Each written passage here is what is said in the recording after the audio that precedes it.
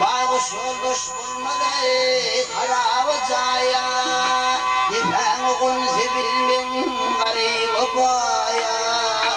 Dostluk yanılmaya gelse bir ay, Dostluğa gitmede yadım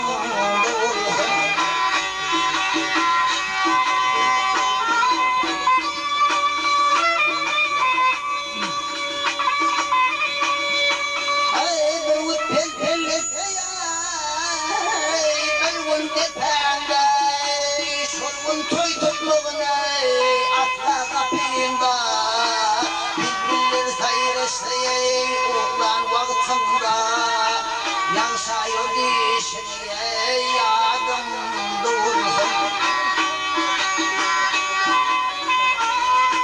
Yetim oğlun dinleye aydılın söyle, bilmesin çıkma saray oğlun dede. Akmayı boğulayıp çıktı bir dize, halımda köşeye yadım doğursun.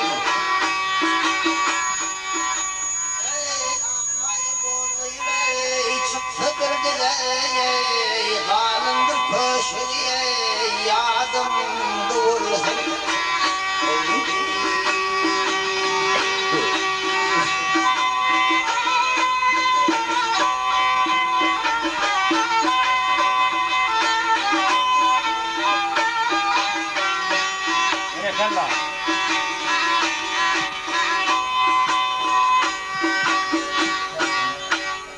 Kailan to